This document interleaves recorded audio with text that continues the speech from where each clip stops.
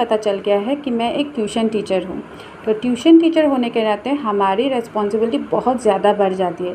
Spellings करवाओ, question answer करवाओ, test लो ताकि उनको याद रहे एग्ज़ाम तक, और वो बहुत ही हेडेक हो जाता है कभी कभी। तो कभी कभी क्या हो जाता है ना, बच्चों लोग को कुछ कुछ स्पेलिंग्स जो है वो याद नहीं रहते हैं। आप चाहे उसको 10 बार करवाओ, 2 पेज करवाओ, कभी भी करवाओ, 2-3 दिन कंटिन्यू करवाओ, फिर भी उनको याद नहीं रहता है। तब मैं क्या करती हूँ, छोटे छोटे स्पेलिंग्स को ना ऐसे याद करवाती हूँ, ट्रिक्स लेती हूँ ताकि वो उनको याद रख सके।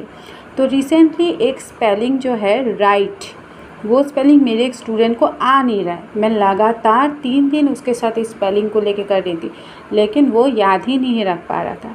तो मैंने एक छोटा सा ट्रिक किया और वो स्पेलिंग उसे याद रह गया हमेशा के लिए। मैंने एकदम टेस्ट करके देखा है कि उसको याद है कि नहीं, पर मैंने देखा कि नहीं, उसको याद है। तो मैंने सोचा क्यों नहीं ऐसी कुछ ट्रिक्स मैं आप लोग के साथ भी शेयर करूं, ताकि आप लोग को भी हेल्प हो जाए। जो मम्मी लोग घर में पढ़ाते हैं या कुछ नए ट्यूशन टीचर्स हैं जो करवाते हैं और उनको पता नहीं कि कैसे करवाते हैं, तो उनके लिए बहुत काम में आएगा। तो चलिए दिखाती हूँ मैं आपको। जैसे कि ये स्पेलिंग हो जाता है ना, ये देखिए मैं आपको दिखाती हूँ। ये जैसे स्पेलिंग है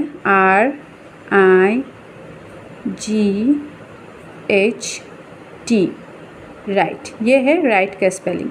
तो राइट का स्पेलिंग ये है, लेकिन मेरे स्टूडेंट को ना ये स्पेलिंग आने में बाप रे, उसने मुझे तो मतलब नानी याद दिला दी। सो मैंने क्या किया, ये स्पेलिंग को याद रखने के लिए मैंने उसको पूछा, क्योंकि वो of course class 2nd standard पे हैं। मैंने उसको बोला कि तुमको ये स्पेलिंग लर्न करना है, तो फिर तुम लर्न नहीं करो तो चलो एक काम करते हैं।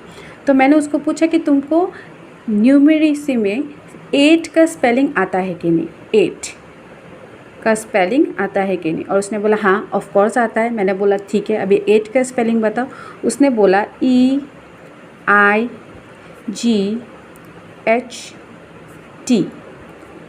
तो वो ये स्पेलिंग उसको पूरा आता है और अच्छे से आता है। उसको इस स्पेलिंग में कभी कन्फ्यूज़न था भी नहीं और हमेशा से याद है उसको।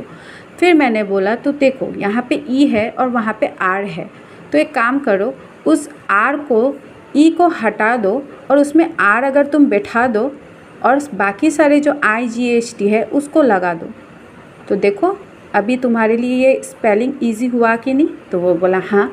मैंने बोला ठीक है, अब इसको याद रखो, ये बहुत ही, तुमको जब भी राइट का स्पेलिंग याद नहीं आने से तुम 8 का स्पेलिंग याद रखो और वहाँ से ई को हटा के उसके जगह में र, जो हम लोग आजकल साउंड वर्ड सीखते हैं, र से आर होता है, तो फिर आर लगा दो और हो गया तुम्हारा राइट का स्पेलिंग।